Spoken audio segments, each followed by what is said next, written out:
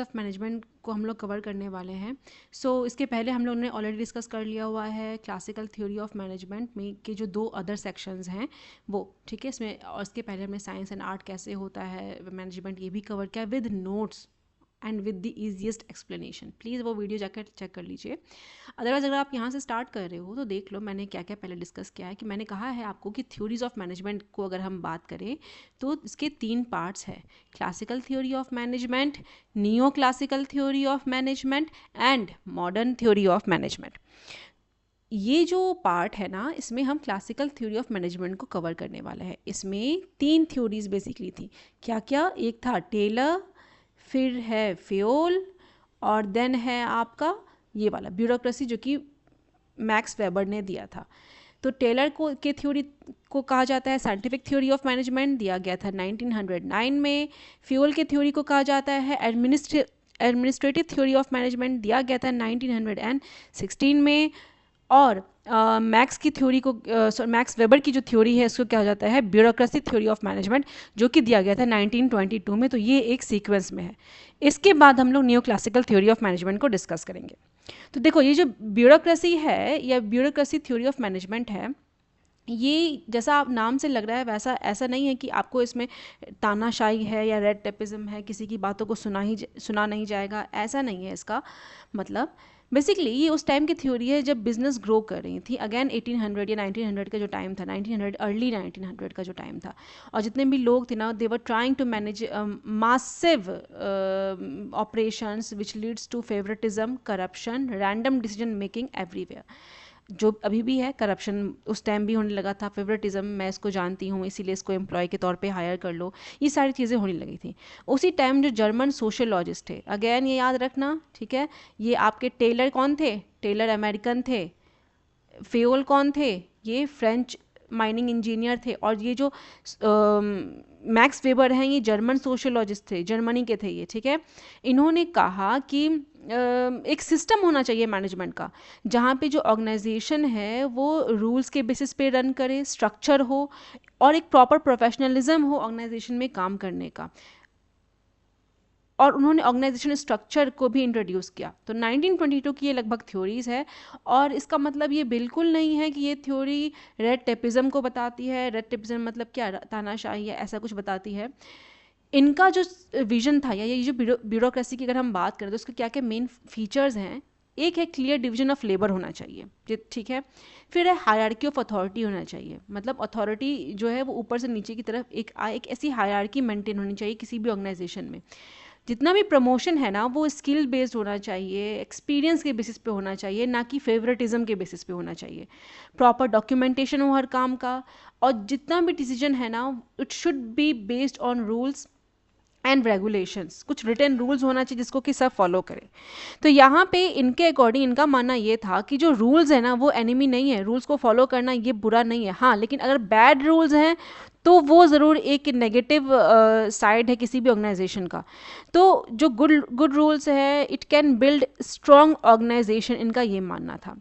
Even ये जो bureaucracy है ना, ये हम आजकल के टाइम में भी देखते हैं, और ये बहुत ही रेलेवेंस है कहीं कहीं किसी किसी सेक्टर में। जैसे कि अगर हम गवर्नमेंट सिस्टम्स की बात करें, यूनिवर्सिटीज़ की बात करें, बैंक्स की बात करें, तो यहाँ पे अभी भी ब्यूरोक्रेसी या फिर प्रॉपर सिस्टम फॉलो किया जाता है काम करने का। लेकिन इसका प्रॉब्लम ये है ना कि आजकल के टाइम में इसे इसलिए रिड्यूस कर दिया गया है, प्राइवेट ऑर्गेनाइजेशंस में ज़्यादा इसको अडॉप्ट नहीं किया जाता है हर टाइम। इसमें इतनी ज़्यादा फ्लेक्सिबिलिटी इसीलिए है बिकॉज ये थोड़े रिजिड इन नेचर थे। मतलब ये जो रूल्स थे ना ब्यूरोक्रेसी के, जितने भी प्रिंसिपल्स थे, थोड़ा रिजिड इन नेचर थे। इसमें कि मतलब प्रॉपर डॉक्यूमेंटेशन काम का होना चाहिए, हायरार्की होना चाहिए, ये ब्रेक नहीं होना चाहिए। ये जो इनका थॉट प्रोसेस था ना, ये हर जगह पॉसिबल नहीं है, और इसकी वजह से क्या होता है, ज़्यादा टाइम लगता है काम को करने में। इवन आप गवर्नमेंट ऑफिस को भी ले लो, बैंक्स को भी ले लो, कितना टाइम लगता है काम करवाने में, जस्ट इसी वजह से। तो अगर हम गवर्नमेंट के जॉब्स की बात करें, जो रिक्रूटमेंट आती है उसको प्रॉपर सिलेक्शन होने में 5-5 साल लग जाता है, ठीक है, नोटिफिकेशन आने से लेकर के उसका होने तक। ये एक स्लो प्रोसेस कर देता है काम को, इसीलिए इसको ज़्यादा आजकल के टाइम में अडॉप्ट नहीं किया जाता है। हाउएवर अभी भी बिजनेस बहुत ही गवर्नमेंट ऑर्गेनाइजेशन में, यूनिवर्सिटीज़ में, बैंक्स में इसे फॉलो किया जाता है, क्योंकि इसमें प्रॉपर डॉक्यूमेंटेशन होता है, तो ये चांसेस कम रहते हैं कि करप्शन होगा। हाउएवर खैर कह नहीं सकते, करप्शन तो फिर भी होता है। खैर ये जो वेबर्स की ब्यूरोक्रेसी थी ना, इन्होंने ऑर्गेनाइजेशन को प्रिडिक्टेबल बनाया, प्रोफेशनल बनाया, फेयर भी बनाया, लेकिन कभी कभी but at sometimes at the cost of speed and creativity. बस एक इसका यही नुकसान था। तो जितनी भी थ्योरीज़ हैं इसका सबका कुछ फ़ायदा है, कुछ नुकसान है। और ये जो ब्यूरोक्रेसी की थ्योरी थी इसमें आपका यही एक नेगेटिव साइड था। तो यहाँ पे हमने अभी तक में क्लासिकल थ्योरी के तीनों पार्ट कवर कर लिए हैं, याद रखना, ठीक है। मूविंग अहेड, क्या होगा इसके बाद बताओ जल्दी से। Yes, new classical theory of management. New मतलब न्यू, क्लासिकल के बाद आया, इसीलिए new classical theory of management. अभी हम लोग वो कवर करने वाले हैं। तो न्यू क्लासिकल थ्योरी ऑफ जो मैनेजमेंट था उसमें उसका मेन पर्पस ये था कि लोगों को पहले रखो, putting the people first. After the strict rules of classical theories people started to realize humans are not machines। ठीक है, क्लासिकल थ्योरीज में कुछ प्रोडक्टिविटी जैसा था कि उस पर फोकस करो, ब्यूरोक्रेसी वाली जो थ्योरी थी उसमें प्रॉपर हायरार्की होनी चाहिए, ये सारी जो चीज़ें थी इसके बेसिस पे ये रियलाइज़ किया गया कि ह्यूमंस जो हैं वो मशीन तो नहीं है बहुत, मतलब ये भी ज़्यादा इफेक्टिव नहीं थी क्लासिकल थ्योरीज। तो इसी के बाद जो है ह्यूमन रिलेशन मूवमेंट आया और बिहेवियरल साइंस अप्रोच आया। अगर हम मैनेजमेंट थ्योरीज की बात करें तो human relation movement Elton Mayo ने दिया था, और बिहेवियरल साइंस अप्रोच जो है वो अब्राहम मास्लो, डॉगलस मैकग्रेगर और जितने भी अदर थ्योरीज थे। फिलहाल यहाँ पे सिलेबस में यही दोनों थे तो मैंने यही दोनों कवर किया है। ये थ्योरीज इसके अंदर में आएंगी, ये इनकी मोटिवेशनल थ्योरीज थी। ठीक है, लोगों के बिहेवियर को समझना और उनको मोटिवेट करना। तो यहाँ पे इवोल्यूशन ऑफ मैनेजमेंट थॉट में जो न्यू क्लासिकल अप्रोच है इसमें दो अप्रोचेस हैं, क्या क्या, ह्यूमन रिलेशन मूवमेंट और बिहेवियरल साइंस। अब ह्यूमन रिलेशन अप्रोच जो है या जो एल्टन मेयो ने दिया था, इसके पीछे बहुत इंटरेस्टिंग कहानी है। एक फैक्ट्री थी शिकागो में जिसका नाम था वेस्टर्न इलेक्ट्रिक हॉथोर्न वर्क्स। ठीक है, क्या नाम था, वेस्टर्न इलेक्ट्रिक हॉथोर्न वर्क्स, और ये 1920s की बात है। तो उस टाइम वहाँ पे 30,000 जो वर्कर्स वो काम कर रहे थे। इनका डेली का एक ही काम रहता था, टेलीफोन वायर्स को असेंबल करना, स्विचेस को देखना, बहुत ही लॉन्ग आवर्स तक वर्क करना, वही रिपीटेटिव काम डेली करना। इस तरीके से क्या हुआ, करते करते करते करते उनका मोटिवेशन मोरल डाउन हो गया। तो कुछ भी हुआ, मैनेजमेंट कितना भी कोशिश कर रहा था, ये चीज़ें सॉर्ट आउट नहीं हो रही थी, लोग इन्जॉय नहीं कर रहे थे अपने काम को, कुछ भी काम नहीं कर रहा था। आफ्टर दैट जो मैनेजमेंट थी वहाँ की, उन्होंने सोचा कि चलो भाई एल्टन मेयो को बुलाते हैं। ये ऑस्ट्रेलियन साइकोलॉजिस्ट थे और एक रिसर्चर भी थे। तो उनकी एक टीम आई, वो खुद भी आए, उनके साथ एक टीम भी है। उन्होंने एक्सपेरिमेंट किया। नहीं, ये लैब वाला एक्सपेरिमेंट नहीं है, एक्सपेरिमेंट बहुत सारे होते हैं। इस एक्सपेरिमेंट में लोगों के बिहेवियर को ऑब्जर्व किया गया, वो कैसा चाहते हैं, क्या करते हैं, इन चीज़ों को ऑब्जर्व किया गया, उनकी साइकोलॉजी को समझने की बेसिकली कोशिश की गई। तो इन्होंने क्या किया, सबसे पहले ये जो एक्सपेरिमेंट है ना, ये बहुत लंबे टाइम तक चला, करीब 8-10 सालों तक। ठीक है, तो इन्होंने क्या किया, सबसे पहले ऑर्गेनाइजेशन में लाइटिंग लेवल को चेंज किया, मतलब ऑर्गेनाइजेशन फैक्ट्री में लाइटिंग लेवल को चेंज किया। इन्होंने देखा पहले क्या किया, लाइट को इन्होंने ब्राइटर किया और फिर उन्होंने लाइट को डिम किया, ब्राइट किया, डिम किया, ब्राइट किया, डिम किया। तो जब इन्होंने ब्राइट किया, देखा प्रोडक्टिविटी बढ़ी है, प्रोडक्शन तो बढ़ा है। लेकिन जब लाइट को डिम किया इन्होंने, तब देखा अरे प्रोडक्टिविटी में या प्रोडक्शन में तो कोई चेंज ही नहीं आया है। Means they observe productivity increased whether they increased or decreased light। कोई सेंस नहीं बनता ना इस बात का। एक्चुअली इसी चीज़ को समझने के लिए मेयो ने और ज़्यादा रिसर्च किया और उनको ये पता चला कि वर्कर्स तो इसी बात से ही खुश हो गए थे कि उनको एटलीस्ट उनकी प्रॉब्लम्स को समझने की कोशिश तो कर रहा है, उन पे एक्सपेरिमेंट तो हो रहा है, उनको लोग अटेंशन तो दे रहे हैं। इस तरीके से करते करते उनको लगा कि चलो हमारी कोई केयर कर रहा है, हमारे बारे में कोई सोच रहा है। इसकी वजह से लाइट चाहे डिम हुई चाहे ब्राइट हुआ, उन्होंने अच्छे से काम किया, काम में उनके कोई भी फ़र्क नहीं हुआ। तो बेसिकली ये जो Hawthorne experiment, again Hawthorne experiment बहुत ही इंपॉर्टेंट पॉइंट है, याद रखना, क्योंकि इस फैक्ट्री का नाम हॉथोर्न करके ही था, इसीलिए इसको हॉथोर्न एक्सपेरिमेंट भी कहा जाता है, याद रखना। ठीक है, किसको, ह्यूमन रिलेशन अप्रोच जो दिया गया था, एल्टन मेयो ने दिया था। ये जो एक्सपेरिमेंट है ना, ये 4 फेजेस में चला था। मैं यहाँ पे आपको इसको डिटेल में नहीं बता रही हूँ, अदरवाइज़ ये बहुत ही लॉन्ग हो जाता। अगर आपको इसका सेपरेट वीडियो चाहिए इजी एक्सप्लेनेशन में तो प्लीज़ नीचे कमेंट करना। इसको 4 फेजेस में इसको एक्सपेरिमेंट किया गया था। एक तो वही लाइटिंग वाला था जिसको कि इल्यूमिनेशन स्टडी कहा गया, यही लाइटिंग वाला। ठीक है, फिर उसके बाद हुआ था आपका रिले असेंबली टेस्ट रूम, मतलब जो टेस्ट रूम था उसमें टेस्ट किया गया लोग कैसे काम कर रहे थे। ठीक है, फिर एक हुआ था जिसमें कि मास इंटरव्यू हुआ था, सबसे पूछा गया था। ये सोचो कितना लंबा टाइम चला हो गया। और फिर हुआ था ऑब्जर्वेशन, एक रूम था उसमें लोगों को ऑब्जर्व किया गया काम करते हुए। तो ये एक्सपेरिमेंट में कई सारे फेजेस थे, कई सारे स्टेप्स थे, जिसके अंडर सपोज एक बार क्या हुआ ना, इन्होंने देखा कि जो स्नैक्स का टाइम है इसको इन्होंने चेंज किया, मतलब हर 10-10 मिनट पे लोगों को ब्रेक दिया। फिर देखा प्रोडक्टिविटी में क्या चेंज आ रहा है। फिर उन्होंने उस ब्रेक को घटा करके दिन में 3 बार ही कर दिया। फिर देखा प्रोडक्टिविटी में क्या चेंज आ रहा है। इसको करते करते ये लंबा ऑब्जर्वेशन चला था। बार बार जब ब्रेक दिया तो लोग डिस्टर्ब होने लगे, भैया इतना भी ख्याल मत रखो कि काम ही ना कर पाए। तो इन्होंने ये भी चीज़ ऑब्जर्व की और इसके बाद इन चीज़ों को देखते हुए लास्ट में फिर अपना एक कंक्लूजन निकाला। और जो मेजर की फाइंडिंग्स थी इनकी थ्योरीज की या इनकी स्टडीज़ की, वो कुछ इस तरीके से थी। उन्होंने सबसे पहले ब्रेक्स के बारे में पढ़ा, वर्क ग्रुप्स के बारे में पढ़ा, लोग मिलके कैसे काम करते हैं, सुपरवाइजर और के रिलेशनशिप का क्या इफेक्ट पड़ता है प्रोडक्टिविटी पे। इन सारी चीज़ों के बारे में मेजर की फाइंडिंग्स जो उन्होंने निकाली वो ये थी। सबसे पहले सोशल जो नीड्स है ना, वो लोगों को मोटिवेट करती है। लोग मिलजुल के काम करना चाहते हैं, अकेले अकेले काम नहीं करना चाहते हैं। लोग चाहते हैं कि हम साथ में मिलके काम करें। तो सोशल नीड्स जो है वो लोगों को मोटिवेट कर रही थी काम करने के लिए। फिर है एक इनफॉर्मल ग्रुप क्रिएट हो जाता है। इनफॉर्मल मतलब जैसे हमारे फ्रेंड्स ग्रुप में भी होता है ना, हमारे सपोज एक क्लास है, ठीक है, क्लास में टीचर जो है वो एक फॉर्मल ग्रुप का लीडर हो जाता है, ठीक है, लेकिन जो हमारा फ्रेंड ग्रुप है ना, इसमें कोई ना कोई एक पर्सन ज़रूर रहता है जिसकी हम सारी बातें लगभग मानते हैं, तो वो एक इनफॉर्मल लीडर हो जाता है उस ग्रुप का। तो इन्होंने ये देखा कि जो फॉर्मल लीडर है इसकी बात लोग मानने के बजाय जो इनफॉर्मल लीडर है ना, लोग उसकी बात मान रहे थे। सपोज ये मॉनिटर है, मुझे कुछ काम करवाना हो एज अ टीचर तो मैं इसे ही कहूँगी और आपके थ्रू काम करवा सकती हूँ। तो उन्होंने ये चीज़ फाइंड आउट कि जो इनफॉर्मल ग्रुप है ये ज़्यादा स्ट्रॉन्ग है, इनफॉर्मल लीडर ज़्यादा स्ट्रॉन्ग है इन कंपैरिजन टू ये जो आपका फॉर्मल लीडर है वो। सपोर्टिव लीडरशिप स्टाइल अगर होगी तो डेफिनेटली आपका प्रोडक्शन बढ़ेगा। और कम्युनिकेशन जो है वो हमेशा ही 2 वे होना चाहिए, तभी जो है हम क्लियरली चीज़ों को अंडरस्टैंड कर पाएंगे, डिस्प्यूट्स कम होंगे किसी भी ऑर्गेनाइजेशन में, ठीक है। तो हॉथॉर्न एक्सपेरिमेंट में आप याद रखना ह्यूमन रिलेशन को बहुत ज़्यादा इंपॉर्टेंट दिया गया था, ठीक है। तो बेसिकली अगर मैं शॉर्ट में बात करूं तो एल्टन मेयो जो थे इन्होंने ह्यूमन रिलेशन अप्रोच दिया था। हॉथॉर्न एक्सपेरिमेंट के नाम से इसे जाना जाता है बिकॉज फैक्ट्री का नाम था हॉथॉर्न करके। सोशल फैक्टर्स जो है प्रोडक्टिविटी को बूस्ट करती है ऐसा इनका मानना था।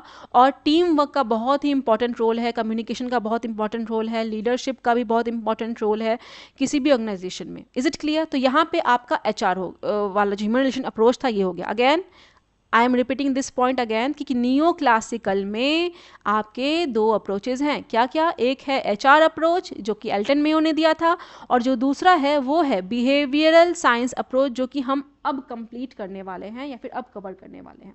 देखते हैं कि वो कितना होता है। बिहेवियरल साइंस अप्रोच में बेसिकली थ्योरीज आती हैं, ठीक है, लोगों के बिहेवियर को समझना और देन जो भी रूल्स बनाए बिहेवियर को समझना और फिर रूल्स या प्रिंसिपल्स बना के उनको मोटिवेट करना, ठीक है। तो इसमें पहला जो पॉपुलर था वो है मैस्लोज की हायरार्की ऑफ नीड्स। 1943 में ये थ्योरी आई थी। ये जो मैस्लो थे ना, ये बहुत ही मतलब गरीब परिवार से, पुअर फैमिली से बिलोंग करते थे। ये न्यूयॉर्क के रहने वाले थे, ठीक है। और इनके पास ज़्यादा ना खाना होता था ना ज़्यादा स्टैंडर्ड लाइफस्टाइल होता था सरवाइव करने के लिए। तो उन्होंने सोचा कि जो लोग हैं ना उनको बहुत सारे उतनी उनके पास पैसे नहीं हैं कि उनकी बेसिक नीड्स को फुलफ़िल किया जा सके। तो उन्होंने सोचा कि कुछ ऐसा सिस्टम होना चाहिए किसी भी ऑर्गेनाइजेशन में रेम्यूनरेशन का या पे स्केल का कि बेसिक नीड्स तो एटलीस्ट फुलफ़िल हो जाएं। लेकिन साथ में इन्होंने ये भी स्टडी किया कि जो लोगों की नीड्स है ना ये ही फिक्स नहीं है, नीड्स हमेशा चेंज होती रहती हैं। जैसे जैसे हमारा नीड्स, एक नीड फुलफिल होती है हमारी दूसरी नीड्स अराइज हो जाती है, तो नीड्स हमेशा चेंज होती रहती, ऐसा इनका मानना था। इसी के बेसिस पे इन्होंने हायरार्की थ्योरी ऑफ नीड्स के बारे में बताया। तो मास्लो जो थे, अब्राहम मास्लो ने, इन्होंने हायरार्की नीड्स बताई और इन्होंने अभी भी बहुत मैनेजमेंट के लिए इंपॉर्टेंट है, रेलिवेंट है। इन्होंने बताया कि जो मास्लो का मानना था कि ह्यूमन नीड्स जो है वो हायरार्की में अरेंज्ड है, मोस्ट बेसिक से लेकर के मोस्ट एडवांस तक। और इसी के बेसिस पे इन्होंने एक पिरामिड को बना के इस चीज़ को समझाया कि कितने लेवल्स हैं। 5 लेवल्स के बारे में उन्होंने बताया, 1 2 3 4 1 1 2 3 4 5, ठीक है, 1 2 3 4 5। इन्होंने बताया कि जो सबसे बेसिक नीड्स होती है ना वो यहाँ से स्टार्ट होती हैं। जब ये नीड्स फुलफिल होती है फिर ये नीड आती है, फिर जब ये नीड्स फुलफिल होती है तो ये नीड्स आती है, जब ये नीड्स फुलफिल होती है तो ये, और लास्ट में ये। मतलब जो पर्सन टॉप वाली पिरामिड के सबसे टॉप पे है उसको आप कितना भी अच्छा पैसा दे दो, कितना भी अच्छी उसकी बेसिक नीड्स को फुलफिल कर दो, वो इनसे मोटिवेट नहीं होगा। एक टाइम आने के बाद इवन एम्प्लॉयज़ भी अगर उनको लगता है कि हमारा जितना प्रमोशन होना था वो हो चुका है, वो मोटिवेट हमारा जितना सैलरी में इंसेंटिव वगैरह मिलना चाहिए था, जितना प्रमोशन होना चाहिए था वो हो गया है, वो एक लेवल के बाद मोटिवेट नहीं होते हैं, उनको कुछ नया करना होता है। तो ये वही लोग हैं जो इन चीज़ों से एनकरेज नहीं होते हैं, ठीक है। तो इन्होंने इस चीज़ को समझाने के लिए हायरार्की के थ्रू इस चीज़ को समझाया। अब यहाँ पे डिटेल में हम देख लेते हैं। ये जो पिरामिड है यहाँ पे आप देख रहे हो, यहाँ पे क्या क्या है मैंने आपको बताया ना। सबसे पहले है फिजियोलॉजिकल नीड्स। फिजियोलॉजिकल नीड्स में आपका क्या क्या आया, फूड आया, वाटर आया, शेल्टर आया, बेसिक रोटी कपड़ा और मकान। अगर हम ऑर्गेनाइजेशन की बात करें तो salary, comfortable work place, lunch breaks, ये सारी फिजियोलॉजिकल नीड्स है या फिर बेसिक नीड्स है, ये तो होनी ही चाहिए, ठीक है। तो ये आपका फर्स्ट लेवल का नीड है। अगर किसी भी पर्सन का ये नीड फुलफिल हो जाता है तो फिर वो जाता है सेफ्टी नीड्स की तरफ, ठीक है। सेफ्टी नीड्स के अंडर में उसके पास सेफ्टी होनी चाहिए, सिक्योरिटी, जॉब सिक्योरिटी मिल जाए। फॉर बहुत सारे ऑर्गेनाइजेशन में इंश्योरेंस दिया जाता है, तो उसको एक सेफ्टी नीड अगर मिल जाता है तो अच्छा लगता है, जैसे पीएफ दिया जाता है, ठीक है। फिर है सोशल नीड। जब ये भी नीड फुलफिल हो जाती है तो जो नेक्स्ट लेवल की नीड है वो है सोशल नीड्स। सोशल नीड्स में लोगों को एक अच्छे बॉस की ज़रूरत होती है, अच्छे टीम की ज़रूरत होती है। अगर ये बेटर है तो उसको काम करने में मज़ा आता है लोगों को। एक ये भी नीड है जो कहीं नहीं है, लेकिन हाँ ये बहुत इंपॉर्टेंट रोल प्ले करती है लोगों को मोटिवेट करने के लिए। फिर इसके बाद जो फोर्थ है वो है एस्टीम नीड्स। एस्टीम नीड्स का मतलब ये है कि अब लोगों को जब ये सारी नीड्स फुलफिल हो जाती हैं तो उनको रिस्पेक्ट चाहिए, रिकग्निशन चाहिए, जिसको कि आप प्रमोशन और अवार्ड्स के थ्रू भी समझ सकते हो। और उसके बाद वो सबसे ऊपर वाली नीड्स पे पहुंचते हैं, वो जो कि है सेल्फ एक्चुअलाइजेशन, यानी कि अब उनको अपना बेस्ट वर्जन बनना है। अब वो जाकर के हो सकता है या तो ऑफिस छोड़ देंगे, या फिर उनको टॉप पोजीशन चाहिए, या टॉप पोजीशन नहीं चाहिए तो उनको एक नया चैलेंज चाहिए काम करने के लिए, तभी वो मोटिवेट होंगे। अब उनकी नीड चैलेंज है, ठीक है। अब ऐसे लोगों को आप ये सब दे करके उनको मोटिवेट नहीं कर सकते हो, काम करते करते वो सब थक जाते हैं, ठीक है। तो इनका मानना ये था, मतलब एक लॉजिकल बात ही है कि अगर अगर वर्कर जो है वो हंग्री है तो डेफिनेटली वो अवार्ड्स के थ्रू तो आपका हंग्री है तो वो अवार्ड्स के थ्रू तो आपका इनकरेज होगा नहीं। इसीलिए जो मास्लो का पिरामिड था ये बहुत ही ज़्यादा ज़रूरी था मैनेजर को समझने के लिए, ठीक है। तो ये इसका एक ब्रीफ हुआ। इसी के बाद ना हर्सबर्ग का भी 2 फैक्टर थ्योरी आया था, हर्सबर्ग का भी 2 फैक्टर थ्योरी आया था। ये सिलेबस में है नहीं ना, इसलिए मैं कवर नहीं कर रही हूँ। अगर आपको चाहिए होगा, आपके यहाँ पे सिलेबस में है तो ज़रूर बताइएगा, ठीक है, मैं बता दूंगी। फिर आपका मैकग्रेगर्स थ्योरी एक्स एंड वाई, ये जो है अब इसको याद रखना। मैकग्रेगर्स की जो थ्योरी थी ना ये 1960 में पहली बात आई थी। वो वाली कितने में आई थी, मास्लो वाली? याद करो याद करो, हाँ हाँ हाँ, यस एग्जैक्टली 1943 में वो थ्योरी आई थी मास्लो वाली। उसके बाद ये जो आपकी थ्योरी है मैकग्रेगर्स की, इसमें इन्होंने ह्यूमन साइड के बारे में बताया। मतलब ये कि इसका याद रखना, जैसी दृष्टि वैसी सृष्टि, जैसे आप खुद हो वैसे आपको सब दिखेंगे। तो इनके अकॉर्डिंग मैनेजर का एटीट्यूड कैसा है इनके एम्प्लॉयज़ के लिए वो ज़रूर ट्रीट करता है, अफेक्ट करता है कि वो कैसे एम्प्लॉयज़ को ट्रीट करेंगे, एम्प्लॉयज़ कैसे इन रिटर्न बिहेव करेंगे, ये सारी चीज़ों को। तो थ्योरी एक्स ये बताता है कि जो मैनेजर्स हैं ना इनका नेगेटिव व्यू है। ये सोचते हैं कि ये जो लोग हैं इन पे ट्रस्ट नहीं कर सकते हैं, ये लोग खुद ही काम नहीं कर सकते हैं, हमें बार बार बताना होगा, थोड़े से स्ट्रिक्ट है और इमोशंस को नहीं समझ सकते हैं लोगों के। थ्योरी वाई ये वैसे मैनेजर्स का पर्सपेक्टिव है जिनका पॉजिटिव व्यू है। ये चाहते हैं कि पीपल अच्छे से काम करें, अच्छे से सारा अगर हम उनको अच्छा एनवायरनमेंट देंगे तो वो डेफिनेटली अच्छा काम करेंगे, और अगर हम उनको एनकरेज करेंगे तो वो अच्छे से चीज़ों को हैंडल कर पाएंगे। तो आप यही बताओ, आप ही बताओ दोनों में कौन सा बेस्ट है। तो उन्होंने कहा कि थ्योरी वाई। मैं ग्रेगर का भी यही मानना था, और अगर मुझसे पूछते तो मैं भी यही कहती कि भाई ये वाली थ्योरी बेस्ट है, और यही एम्प्लॉयज़ मैनेजर्स को अप्लाई करनी चाहिए एम्प्लॉयज़ को मोटिवेट करने के लिए। अगर हमें लगता है कि वो काम कर सकते तो हम उन पर कॉन्फिडेंस दिखाएंगे नहीं, वो कैसे काम करेंगे। तो वही एक लॉजिक है कॉमन सा। Basically in summary, if you treat people like lazy robots they will act like lazy robots। But if you treat them like smart, capable humans, they will act like smart, capable humans. तो basically इनका यही मानना था कि ऐसा होता है. तो ये आपकी थ्योरीज ऑफ मैनेजमेंट, यहाँ पे जो new classical theory of management था यहाँ पे वो हमने कवर कर लिया है. अगली वीडियो में हम लोग मॉडर्न थ्योरी ऑफ मैनेजमेंट को कवर करेंगे, जो कि बहुत इंपॉर्टेंट है, मैनेजमेंट बाय ऑब्जेक्टिव. इसीलिए मैंने उसको सेपरेट वीडियो में मैंने इंक्लूड करने का सोचा हुआ है. अगर आपको वीडियो पसंद आई हो तो प्लीज़ लाइक करना, चैनल को सब्सक्राइब करना और नीचे कमेंट ज़रूर करना, रीच बढ़ती है उससे. Thank you so much for watching.